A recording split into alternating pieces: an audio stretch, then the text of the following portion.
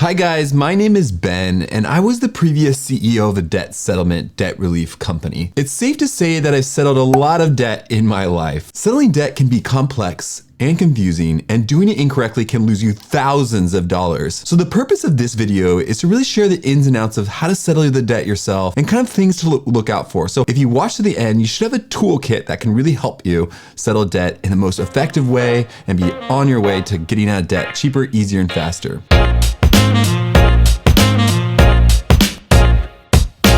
Welcome to Ascend Finance's YouTube channel, where we take complex topics such as settling debt and make them and break them down into simple, human, understandable language. So here's what we're going to cover in this video today. First, we're going to cover settling debt by yourself versus hiring a debt settlement company. Second, we're going to look at structured settlements versus lump sum settlements. Third, we're going to go through a step-by-step guide on how you can settle debt both with the original creditor or even with a debt collection agency. Fourth, we'll talk about how to settle debt when it comes to a debt collection lawsuit. Fifth, one of the most difficult things is saving funds for your settlement, so we'll talk about that. And sixth, should you settle your debt or look for an alternative?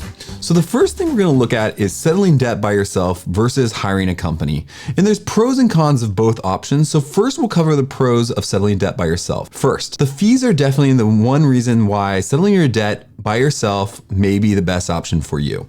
Fees to a debt settlement company can range from 15 to 25% of your enrolled debt amount. And so it can really add up if you have, say, $50,000 to $100,000 in unsecured debt that you're looking to solve. Second, one of the challenges of doing debt settlement yourself is to find a reliable debt settlement company. And we built a debt settlement calculator that helps you kind of estimate the cost and the cost and duration of debt settlement for you in your area.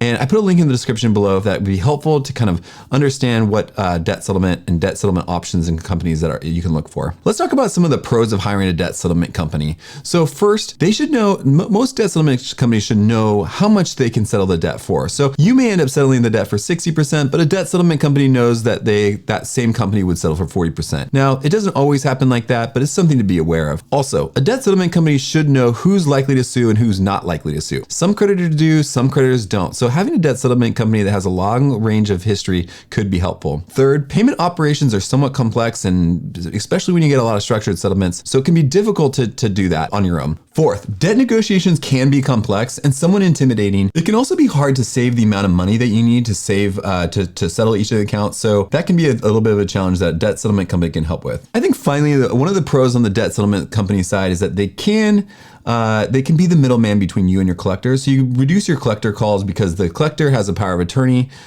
for you to the debt settlement company. And so you kind of get that benefit of not getting those collector calls. You can do that on your own too by just telling the collection agency not to contact you, but it could be a little bit easier with a debt settlement company. So now that we cover some pros and cons of settling debt by yourself or using a debt settlement company, let's talk about structured settlements versus lump sum settlements. When you think of a structured settlement, you can think of a settlement that has a specific duration of time greater than one payment. For example, you could have a structured settlement that is 24 months or 12 months, so that it really breaks up the amount of the payments into something that's a little bit more manageable for your finances. That means that in a sense, you don't have to have all the funds up right now. Now, a lump sum settlement is maybe one that is more common and commonly understood. And a lump sum settlement is essentially that you have to have all the payments for that settlement in one payment. So if you settle an account for $5,000 off of a $10,000 debt, you have to have that $5,000 available right now to make that payment. Now, the benefits of the lump sum settlement is that sometimes you can get a little bit better deals because a creditor or collection agency might think,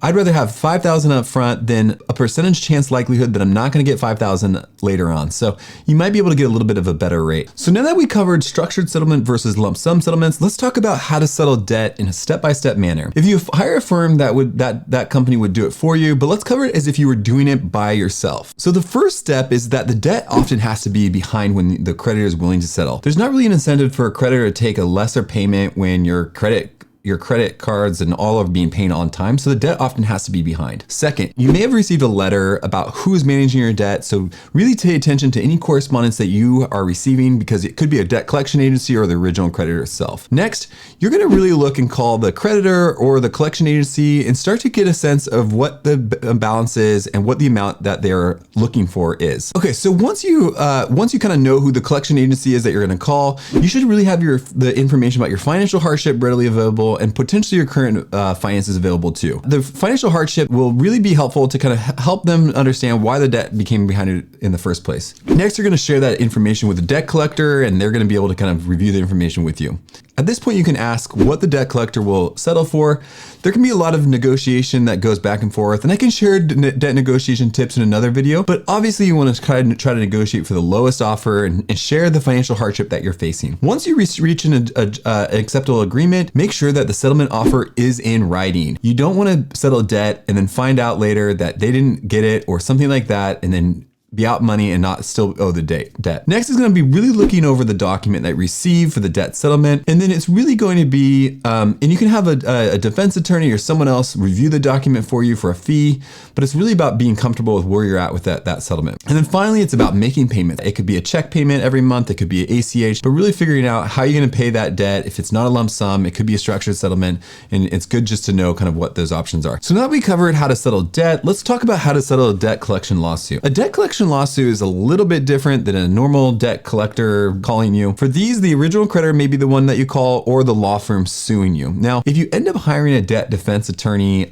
it might be the debt defense attorney that would call the other attorney that's suing you, and they could work out an agreement specifically between the two. When I was in a debt settlement company and I managed a debt settlement company, we would likely call the original creditor and try to settle directly with them because they would kind of help negotiate everything and get everything in writing specifically for you. For when you settle a debt collection lawsuit, there's two things to consider. One is you're probably going to sign what's called a stipulated judgment. A stipulated judgment basically means that, if you don't continue making the payment on the terms of the settlement, then you may have a default judgment against you, which could not be right. So really be cognizant about whether you're going to continue making payments on that settlement and be ready to go. The second thing that you really need to consider is that now that there's a lawsuit against you, the percentage that they're going to settle for is probably quite a bit higher. So before there's no lawsuit, then they might settle for a little bit less, but now they feel like they may have the upper hand and the percentage that they'll settle for may be higher. Because in their perspective, it could be that you would, that account would go to a judgment and then they'd be able to garnish and get 100% of the balance. So they're thinking that they have the upper hand in this case. So now that we've talked about how to settle a debt collection lawsuit, let's talk about how to save funds for the settlement. Now, it's going to be probably 3 or 5 years with many cases. And so saving funds for your settlement may be one of the most challenging things to do when you're settling debt on your own. So I'm going to give you a couple tips just in case that it can be helpful for you in your situation. But what you may do is set up a separate bank account and have funds automatically taken each month from your paycheck and put directly into that separate account. That separate account you wouldn't touch. And once you have 3 to 6 months of funds readily available, you may be able to start settling your debt. You could be able to settle sooner if your accounts were already behind, but generally a creditor won't start settling accounts until the accounts are a certain past due. If you set up a bank account and have funds directed to that account, it could be easier to keep yourself accountable and have those funds readily available when you're ready to start settling your debt. All right, so the last question is should you settle your debt? And the answer is really ultimately your decision, and your situation is unique and personalized to you.